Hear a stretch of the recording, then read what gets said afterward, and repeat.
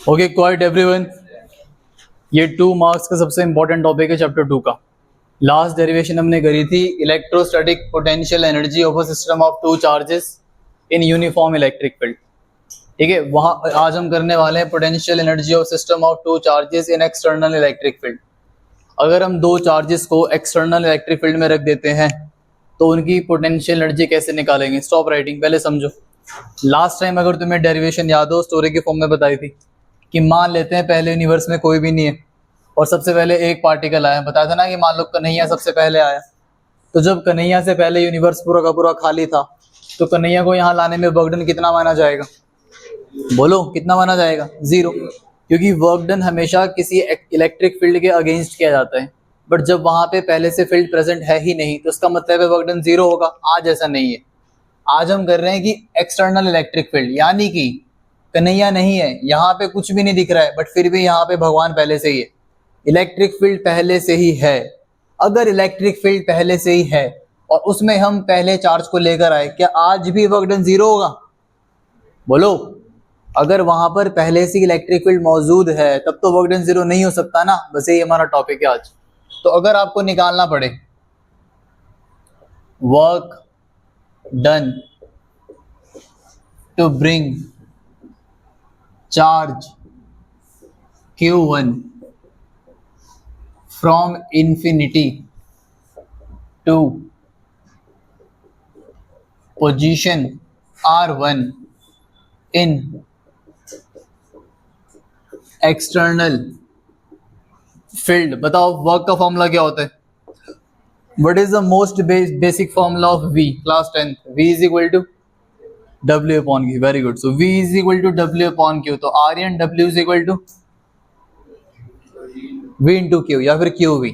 तो इस बार क्या होने वाला है, W1 जब आप निकालेंगे तो यहाँ पे बनेगा W is equal to QV। कौन आया? पहले वाला चार्ज। लेकिन किसके पोटेंशियल में आएगा? जो पहले से यहाँ पे मौजूद है। कौन मौजूद है पहले से? Electric field.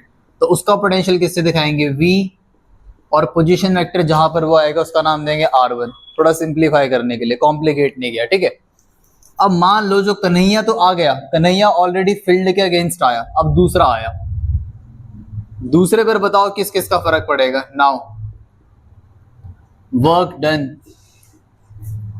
To bring charge Q2 from infinity to position R2। चलो बताओ, मैं क्या कह रहा हूं? मैं कह रहा हूं कि पहले तो एक ही था, इस पर वर्क डन किसकी वजह से हुआ? पोटेंशियल का फर्क पड़ा, जो फील्ड पहले से ही है। और जब यहाँ पे दूसरा चार्ज आएगा, इस पे किस किस का फर्क पड़ेगा? एक तो फर्क पड़ेगा इसकी वजह से जो से पहले आ चुका है, और दूसरा जो सबसे पहले था, कौन? Electric field. तो इस बार जो उस पे वर्क डन आने वाला है वो किस किस का बनेगा? वर्क डन ड्यू टू किसकी वजह से? External field. और दूसरा बोलो वर्क डन ड्यू टू पहले से कौन है वहां पे? Q1। तो बताओ जरा क्या बनेगा? अब ये तो इजी है निकालना। कौन आया? दूसरा चार्ज आया। दूसरे चार्ज का नाम क्या होगा? Q2। जैसे यहाँ पे Q1 है, किसके इफेक्ट में आएगा? जो पहले से बैठा हुआ है, V। कौन सी पोजीशन पर आएगा? R2। और ये तुम निकाल चुके हो। जाओ जरा डेरिवेशन निकालो कल वाली। उस डेरिवेशन का रिजल्ट बताओ क्या था? Electrostatic potential energy of 2 system of charges. Total work done कितना आया था? बोलो क्या लिखा हुआ है? 1 upon epsilon naught Q1 Q2 upon, तो यहाँ पर भी यही आएगा 1 अपॉन 4 पाई epsilon naught Q1 Q2 upon R12। तो ये बना हमारे पास दूसरे का। तो टोटल वर्क डन कितना बना? So total work done becomes, बोलो अपूर्वा क्या लिखे बेटा? So work done becomes W is equal to W1 plus W2। बताओ वैल्यूज फटाफट से बोलो। Q1 V R1 plus W2 कितना है? Q2 V R2 plus 1/4 pi epsilon naught Q1 Q2 upon R12। पिछले का रिजल्ट क्या था? पिछले वाले में क्या हो जाया करता था? Online class put out camera कैसे ऑफ हो गया? Are you serious? Camera is not off Anshika.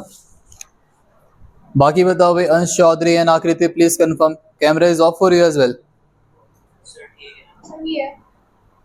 क्या बोला इन्होंने? नहीं का मतलब कैमरा अगर ऑफ है तो पॉजिटिव थम्स अप दो, नहीं मतलब सही दिख रहा है ऑन है तो नेगेटिव थम्स अप दो.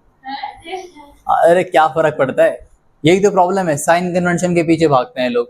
करंट हमेशा पॉजिटिव से नेगेटिव जाएगा. अचानक से किसी ने बोल दिया लेकिन इलेक्ट्रॉन नेगेटिव से पॉजिटिव, क्या? ये तो हमने पढ़ा ही नहीं. थोड़ा हट के चलो ना, उसे दोबारा ज्वाइन करेंगे. अरे वो जल्दबाजी में बोल दिया था. ठीक है. सो ये बनेगा हमारे पास वर्क डन. अच्छा पिछले केस से कैसे अलग है? पिछले केस में W1 की जगह क्या पुट किया था? 0, और वहां सारा हट गया था. ये डेरिवेशन बहुत इंपॉर्टेंट है. ठीक है, इसके न्यूमेरिकल करने वाले. अच्छा ये वर्क डन किसकी फॉर्म में स्टोर होएगा? This work done is equal to, निकाल कर रहे हैं हम, electrostatic potential energy. Electrostatic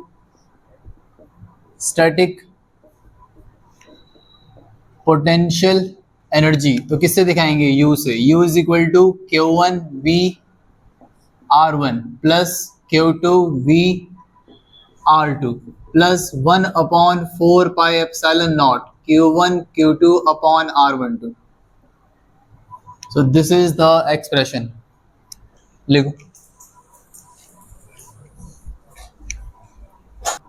online class done. अरे भाई बाकी दोनों कैमरा क्यों ऑफ कर रखा है भाई? अरे यहाँ इनमें से किसी की शक्ल इतनी अच्छी थोड़ी है भाई, सारे आलू बुखारा जैसे दिखते हैं. ये कैमरा ऑन करने का पर्पस है ताकि मुझे पता लगता रहे बच्चे पढ़ रहे हैं, सिंसियरली बैठे हैं, नहीं बैठे हैं. कैमरा ऑफ नहीं करना होता. आकृति एंड अंश चौधरी टर्न ऑन कैमरा. शाबाश. हाँ तभी तो पता लगेगा मुझे कि रिएक्शन से पता लगता है ना कि बच्चों को समझ आ रहा है कि नहीं आ रहा है. इज इट डन और नॉट? Very good. अब इसका न्यूमेरिकल से समझ आएगा कि इंपॉर्टेंट कितना है क्वेश्चन. अगर न्यूमेरिकल में लिखा हुआ कि चार्जेस रखे हुए इन एक्सटर्नल फील्ड तो दिमाग में आना चाहिए ये वाला फॉर्मूला. अगर लिखा हुआ नो एक्सटर्नल फील्ड तो दिमाग में कौन सा फॉर्मूला आएगा? लास्ट वाला. लास्ट वाला फॉर्मूला क्या है जल्दी बताओ. इतना दिमाग लगा रहे हैं, वो लास्ट वाला बोल दो ना. सिर्फ है ही नहीं कॉमन सेंस, क्यों जा रहे हो? अगर सिर्फ पूछेंगे कि नो एक्सटर्नल फील्ड है तब सिर्फ यूज करना है दो चार्ज के लिए 1/4 pi epsilon naught Q1 Q2 upon R12. R12 भी कंफ्यूजन के लिए, बस डिस्टेंस दो चार्ज के बीच का. ठीक है. लिखो question. Determine the electrostatic potential energy. Determine the electrostatic potential energy of a system. Determine the electrostatic potential energy of a system consisting of two charges. Determine the electrostatic potential energy of a system consisting of two charges. Two charges कौन कौन से? 7 microcoulomb and -2 microcoulomb. I repeat, determine the electrostatic potential energy of a system consisting of two charges 7 microcoulomb and -2 microcoulomb with no external field.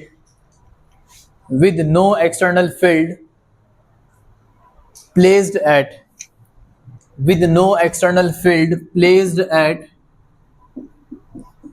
ये लिखा हुआ है -9 centimetre 00 -9 centimetre 00 and 9 centimetre 00. Coordinates given है. The first charge is placed at -9 centimetre and other charge -2 microcoulomb is placed at 9 centimetre 00. Coordinates मैंने बता दिए. निकालो. First part था determine the electrostatic potential energy. ये वाला फॉर्मूला है पिछले वाला. क्या फॉर्मूला होता है? U इज इक्वल टू बोलो 1/4 pi epsilon naught Q1 Q2 upon R12. Q1 कितना है? 7 microcoulomb. What is the value of micro? Very good. 10 to the power -6. तो Q1 आएगा 7 10 की पावर -6 और यहाँ पे माइनस पुट करना पड़ेगा पोटेंशियल में. 2 माइक्रोकूलम कितना होगा? 2 10 की पावर -6. डिस्टेंस कितना है? शाबाश.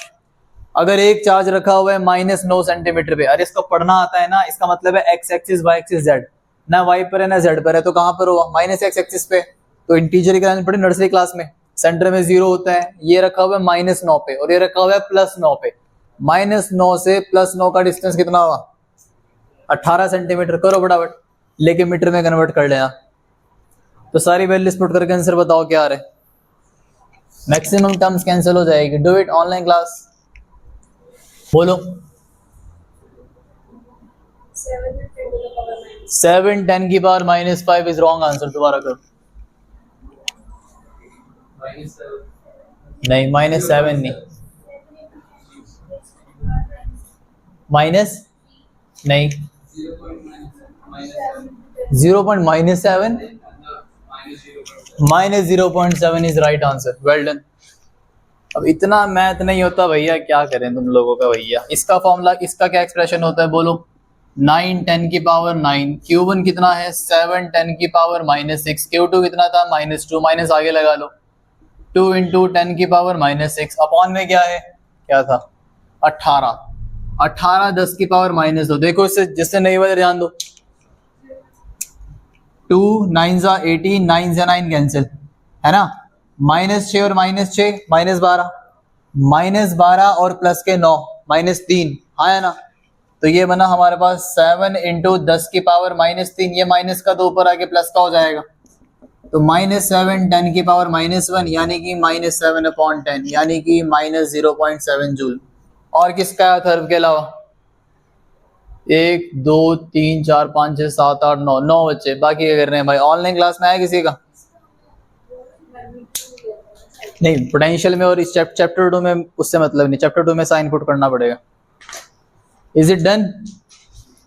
तो फर्स्ट पार्ट का है। अब बताओ -5 वाले कहाँ गड़बड़ कर रहे थे?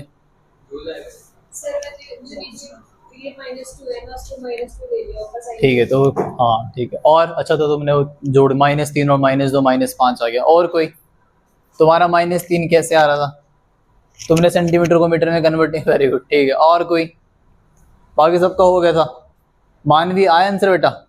क्या बना? -0.7, गुड। ऑनलाइन क्लास अंश चौधरी आंसर आया बेटा? इधर Anshika Akriti, okay great. Second part, इसी क्वेश्चन का second part. How much work is required, how much work is required to separate the, how much work is required to separate the two charges, how much work is required to separate the two charges infinitely away from each other, how much work is required to separate the two charges infinitely away from each other, do it। भाई दोनों charge को infinitely दूर भेजना है तो कितना work करना पड़ेगा?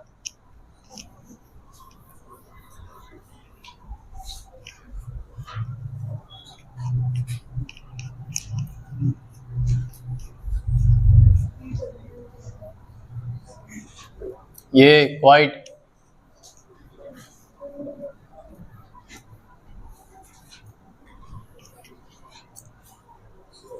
बनी बात। क्या सोच रहे हो? फॉर्मूला कौन सा लगाएं सर? वर्क का फॉर्मूला तो लगा दिया, दूसरा फॉर्मूला कौन सा लगाएं? कॉमन सेंस लगानी है, फॉर्मूला लगाना है। अभी तुमने क्या किया? तुमने क्या कि भाई देख, अगर पहला चार्ज यहाँ है और दूसरा चार्ज यहाँ है, लिए बनाना मत, और इनके बीच का डिस्टेंस 18 सेंटीमीटर है। जब ये दोनों पास पास है तो इनकी एनर्जी मुझे पता लग गई। इनकी एनर्जी कितनी निकाली तुम लोगों ने? -0.7 जूल। अब क्वेश्चन कहता है इन दोनों को इन्फिनिटली दूर ले जाओ। भैया इसको मैं उठा के इन्फिनिटी पर ले गया, दूसरे को उठा के इन्फिनिटी पर ले गया। इन्फिनिटी पर जाने पर पोटेंशियल एनर्जी कितनी होगी? सबको पता है। तो वर्क डन कितना करना पड़ेगा? सर एक काम करते हैं भाई, जितनी इन्फिनिटी पर इसमें से माइनस कर लेते हैं। इन्फिनिटी पर कितनी होती है? 0। और ये कितनी आई वैल्यू बोलो? -0.7, माइनस माइनस। अब ये तो एक तरीका था, बट इसमें कॉमन सेंस भी लग सकती थी। फिजिक्स में जब भी एनर्जी माइनस में आती है ना, अगर तुम लोगों ने 11th में केमिस्ट्री थोड़ा भी ध्यान से पढ़ी हो, केमिस्ट्री में पढ़ते थे कि जो ग्राउंड स्टेट के इलेक्ट्रॉन होते हैं ना, वो न्यूक्लियस से कितनी एनर्जी से बंधे होते हैं? वो बंधे होते थे, एक फॉर्मूला था -13.6 eV। एक डेरिवेशन थी कि अगर एनर्जी निकालना हो n लेवल की तो बनता था n²। है कुछ याद? छोड़ो कद्दू, याद नहीं है। माइनस का मतलब जब भी कोई चीज बाउंड होती है ना, उसको दिखाते हैं माइनस से। जितनी भी एक्सप्रेशन तुमने 11th क्लास से पढ़े हैं, चाहे वो पोटेंशियल एनर्जी ग्रेविटेशन वाले चैप्टर में हो, चाहे यहाँ पे, बट माइनस का मतलब फिजिक्स में होता है कि बाउंड है।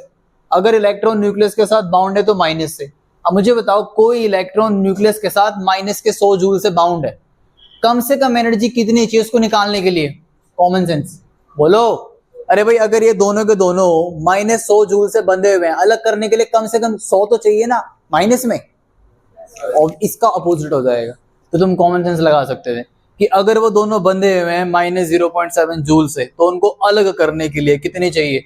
प्लस के 0.7। ठीक है, बट यहाँ ऐसे नहीं लिखो, इसके नहीं, ऐसे लिखो, ये W इज इक्वल टू, तो मैथ्स के फॉर्म में बताओ, तो वही एनर्जी प्लस में आ जाएगी। Online class clear? अंश क्लियर बेटा? आकृति, अंशिका? थर्ड पार्ट है इसका interesting. Third part, suppose the same system, suppose that the same system of charges is now placed in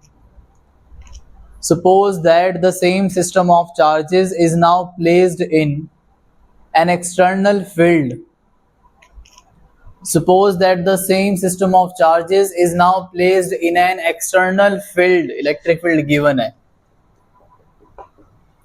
E is equal to, board पे लिखा हुआ है, A upon R square, E is equal to A upon R square, where A is equal to, A की value given है, A is equal to 9×10⁵ coulomb per metre square, 9×10⁵ coulomb per metre square, full stop. What would be the electrostatic energy of the system? What would be the electrostatic energy of the system? सब कुछ छोड़ो, formula बताओ कौन सा लगेगा। I repeat, what would be the electrostatic energy of the system? Formula बता दो बस। कुछ बदलाव दिखा थर्ड पार्ट का बाकी दो पार्ट से? क्या लिखा हुआ है? बोलो भाई, एक इतना गहरा एक्सटर्नल फील्ड, फॉर्मूला कौन सा लगेगा जो आज किया? क्या फॉर्मूला था? बोलो, बोलना Q1 VR1 plus Q2 VR2 plus 1/4πε0 Q1 Q2। शुरू हो जाओ, सब गिवन है, आंसर बताओ क्या आएगा। क्या डाउट है बोलो? अगर करना स्टार्ट किया अब तक तो डाउट लगाना चाहिए था सर, इसकी जगह क्या रखेंगे पूछो। हाँ, अरे वी तो बता दो सर, अरे ये दिया तो है, चलो बताओ, ये हम डिस्कस कर चुके हैं। Is there any relation between V and E? Shortcut क्या? आर स्क्वायर, क्या रिलेशन क्या थी? चलो मैं एक बार और दोबारा याद करा देता हूँ। अरे भैया, ई का फॉर्मूला होता है 1/4πε0 Q/r²। सहमत है सारे? सर V का फॉर्मूला होता है 1/4πε0 Q/r, है ना? मैं पूछता हूं E के फॉर्मूले में ऐसा क्या मल्टीप्लाई करें आर्यन मेरे भाई कि V आ जाए? E के फॉर्मूले में कुछ मल्टीप्लाई डिवाइड करोगे ऐसा ऐसा दिखाई दे, 1/r। Very good. हाँ भाई, एक था सहमत, सहमत, सहमत नहीं है? हाँ नहीं सहमत, हाँ सहमत, एग्री, सहमत, लास्ट। इधर तीनों सहमत हैं। ई में बोला, इसने बोला कि ई के फॉर्मूले में 1/r से मल्टीप्लाई करेंगे और ये बचेगा। सहमत? हाँ, तुम खुद से तुमने तो यही कहा। सहमत? नहीं, क्या गलत है? ई में क्या करें? सिंपल आर से होगा। अरे मेरे भाई, अरे मेरे नासा के आर्टेमिस मिशन, अगर आर से मल्टीप्लाई किया क्यूब नहीं हो जाएगा? कोई बात नहीं, तो चल अब सही बता दे किससे करेंगे? खाली आर से, क्योंकि आर से आर क्या हो जाएगा? फॉर्मूला बता सकते हो क्या बना रिलेशन? इतने गधे बच्चे, रिलेशन तो बताओ। वी की हमने ई में किसको मल्टीप्लाई किया? आर में, और हमारे पास क्या आया? वी। क्या हमें क्वेश्चन में ई गिवन है? बोलो। तो वी निकल नहीं जाएगा, हम क्या लिखेंगे? We no. स्टॉप राइटिंग, यहाँ लिखने पे मैं जोर दिया करो। V is equal to E R. वैसे तो उसका डिटेल तरीका इंटीग्रेशन से, बट इतना दिमाग नहीं लगाना हमने। E कितना है बोलो? A/r², r से r, तो V की वैल्यू कितनी आई?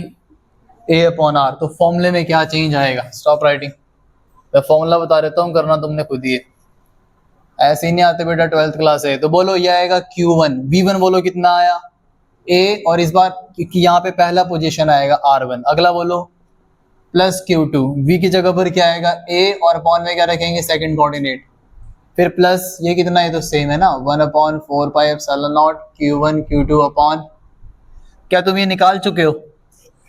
कितना आया? एक तो इतने ढीले बच्चे हैं ना, पहले पार्ट में यही नहीं निकाला था, क्या आंसर आया था? तो ये तो मुझे पता है ना, कितना था -0.7, यहां दिमाग लगा लेते हैं, शाबाश। Q1 बोलो फटाफट से, पहला चार्ज क्या है 7, क्या 7 10 की पावर, A की वैल्यू गिवन थी, कितनी थी 9 10 की पावर 5। R1 का मतलब है पहले चार्ज पार्टिकल कहाँ रखा था, जाओ कोऑर्डिनेट्स पे, पहला कहाँ रखा था -9, लेकिन डिस्टेंस तो प्लस लेके चलते हैं ना, तो 9 सेंटीमीटर को मीटर में क्या लिखेंगे 9 10 की पावर -2, पहला पार्ट खत्म। दूसरा चार्ज क्या था बोलो, देख के बताओ ना, -2, तो माइनस लगाना पड़ेगा, प्लस माइनस क्या हो जाएगा -2 10 की पावर -6, A कितना है 9 10 की पावर 5। दूसरा चार्ज कहाँ रखा था, प्लस के 9 सेंटीमीटर पे, कोई ज्यादा फर्क नहीं आया, 9 10 की पावर -2, ये कितना है, जल्दी, ये जिसने सॉल्व कर दिया उसको मैथ्स आती है, बेसिक है, फास्ट लिखना, बाद में पहले आंसर बता दो मुझे क्या आ रहे हैं, अभी पता लग जाएगा कौन कितने पाने में, फास्ट। सॉल्यूशन बाद में उतारेंगे, पहले ही जल्दी, साफ साफ दिख रहा है कि सब कुछ कैंसिल हो रहा है, मुझे देखना है कौन सबसे पहले निकालते हैं, कैंसिल मतलब 0 नहीं आएगा। 49.3 is the right answer, well done Aryan, anybody else?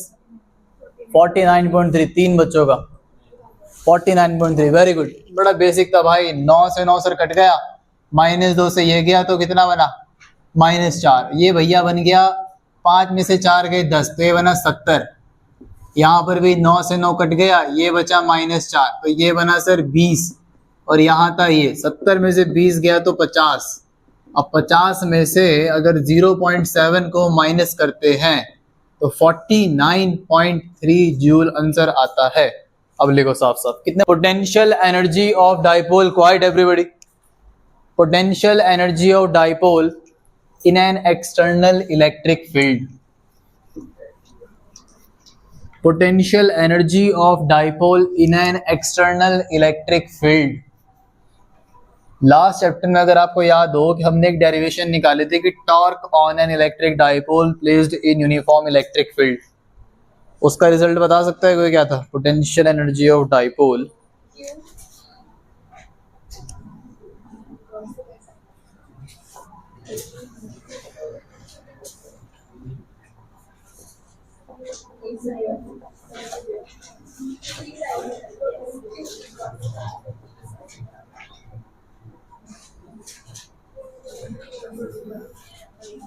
अरे इतना टाइम एक फॉर्मूला बताने में, टॉर्क का फॉर्मूला क्या था, what was the expression for torque acting on a dipole placed inside uniform electric field? tau is equal to p sin theta, मिला सभी को, कौन बोल रहा है tau is equal to 0, अंग्रेज स्पेशल केस देख लिया क्या उसके, ओके तो वही हमें करना, अब हमें करनी है पोटेंशियल एनर्जी, डायग्राम थोड़ा सा सेम बनेगा,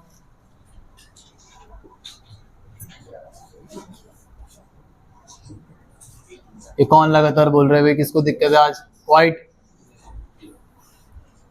So this represents uniform electric field and we have placed electric dipole. What is electric dipole? Apurva, Rashi, Kritika. A system of two equal and opposite charges separated by a short distance 2a. अबे याद हो जानी चाहिए, तब तक तो दूसरा chapter के खत्म होने पे आ गए। इसको हमने कितना एंगल पे रखा हुआ है, थीटा,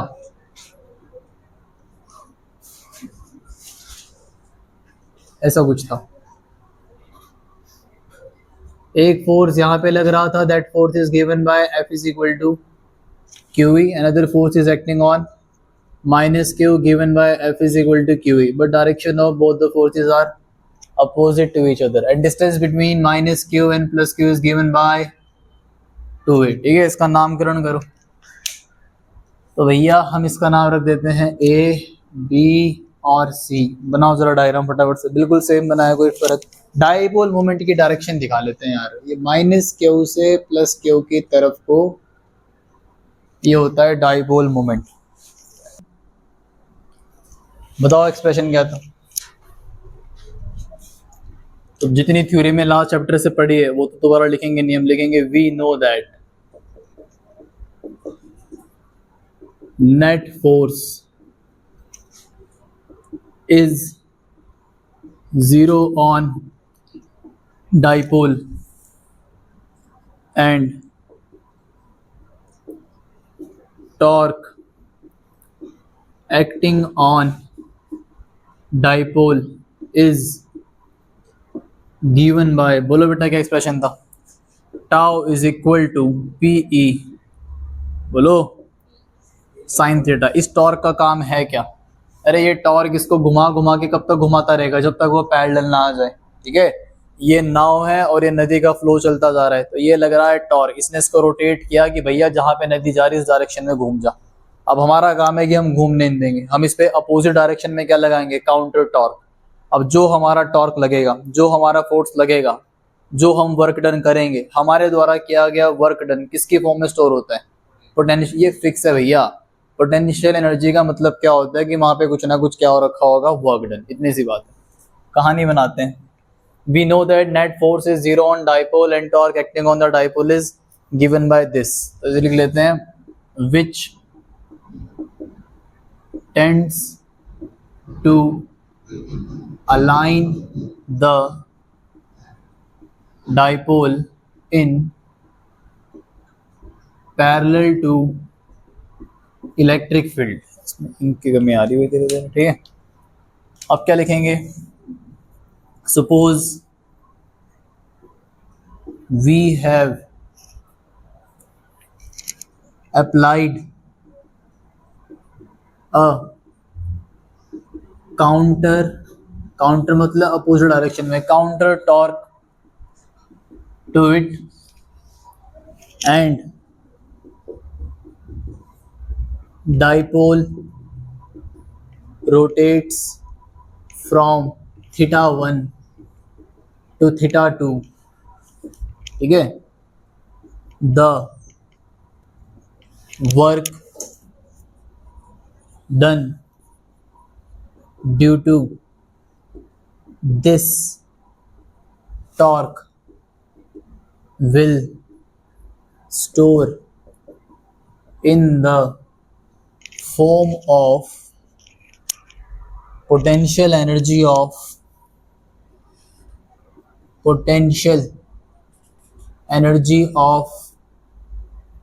हमने बता दिया कि भाई हमारा टारगेट क्या है, हम क्या करने वाले हैं। अब एक बार मेरे θ1 से θ2 हम निकाल नहीं सकते, पहले हम थोड़ी सी डिस्प्लेसमेंट कितने कराएंगे। Now work done for small, ये जो एंगल पे डिस्प्लेसमेंट होती है इसको क्या बोलते हैं, angular displacement D theta is, stop writing भाई, समझो पहले। देखो बेटा, अब वर्क डन निकालना है, देखो सिंपल फॉर्मूला होता है वर्क का, फोर्स इनटू डिस्प्लेसमेंट। ठीक है, हाँ है ना। अच्छा, अगर स्मॉल निकालना होता है तो बनता है फोर्स और साथ में स्मॉल डिस्प्लेसमेंट। लेकिन यही वर्क डन का फॉर्मूला रोटेशन मोशन के केस में क्या बन जाएगा, रोटेशन मोशन में फोर्स की जगह कौन आ जाता है, टॉर्क, और रोटेशनल मोशन में डिस्प्लेसमेंट की जगह कौन आ जाती है, एंगुलर डिस्प्लेसमेंट। ठीक है, तो हमारे पास dw का फॉर्मूला क्या बना, टाउ डी थीटा। टाउ की वैल्यू तो हमको पता है, कितनी वैल्यू है बोलो, बोलो टाउ किसके इक्वल है, पी ई। अब पता लगेगा कितना को इंटीग्रेशन आती है टोटल निकालने के लिए। So total work done for θ1 to θ2 becomes, total निकालने के लिए we have to do the integration both side, p E sine theta d theta. कहां से कहां तक जाना है, लोअर लिमिट θ1, अपर लिमिट θ2, 0 से w। What is integration of dw, dx की इंटीग्रेशन x, dy की y, dt की t, तो dw की w। लिमिट पुट करेंगे यही आएगा, बाहर निकाल लो, P बाहर, इलेक्ट्रिक फील्ड बाहर, यूनिफॉर्म फील्ड है ना भाई। इंटीग्रेशन, शाबाश मेडिकल वालों, what is integration of sine theta? Shreyansh, minus cos theta. Differentiation में उल्टा होता है, differentiation of cos theta is minus sine theta, but integration of sine theta is minus cos theta. तो यहाँ पे क्या बचा? माइनस, तो बाहर को ले लो, अंदर क्या बचा रे? Cos theta. लिमिट्स क्या है? थीटा 1 से थीटा 2। लिमिट पुट करनी आती है ना सबको? बोलो, upper limit minus lower limit, क्या आएगा? Cos theta 2 minus cos theta 1। और ये वर्क डन किसकी फॉर्म में स्टोर हुआ था? कहाँ लिखा था मैंने यार? This work done due to the work done due to this torque will store in the form of potential energy. तो U का फॉर्मूला आया minus PE cos theta 2 minus cos theta 1। ये बहुत इंपॉर्टेंट डेरिवेशन है, इस पे छोटे छोटे से न्यूमेरिकल आते हैं। इसके स्पेशल केस में समझ आएगा कि न्यूमेरिकल कितने इंपॉर्टेंट है। लिखो, लिखो इसके नीचे स्पेशल केस। स्पेशल केस, मुझे बताओ प्रदीप मेरे भाई, अगर थीटा 1 90 है तो फॉर्मूले पे क्या फर्क पड़ेगा? चुप रहेंगे सभी? अगर उसने बता दिया तो मेरे से 7 वाले पिटेंगे। अगर थीटा 1 90 डिग्री है, ये चुप होना है तुम दोनों ने कि बाहर जाना है यहाँ से? If theta 1 is equal to 90 degree, ठीक है, और आसान करने के लिए थीटा 2 को थीटा लिख लेंगे, तो U क्या बनेगा बताओ? और थीटा 1 का क्या हुआ? क्यों? क्योंकि cos 90 0 होता है। सही बोल रहे भाई। तो हमारे पास एक नया फॉर्मूला आएगा minus P cos theta. Theta 2 को थीटा ही लिख लिया हमने। ये ज्यादातर यूज होगा, लेकिन समझ जाना है कि यूज कहाँ होगा? जहां पे थीटा 1 कितना दिया होगा ऑलरेडी? 90। अगर नहीं हुआ तब तो लगाना ही पड़ेगा। और क्या इस फॉर्मूले को और किसी तरीके से लिख सकते हैं हम? 11th क्लास में जाओ, AB cos थीटा किसका फॉर्मूला होता था? राशि गुप्ता। डॉट प्रोडक्ट क्या था? AO। हाँ, A dot B is equal to AB cos theta. तो AB cos थीटा को A डॉट B लिख सकते हैं, माइनस P डॉट E, ऐसे भी लिख सकते हैं इसको, ठीक है।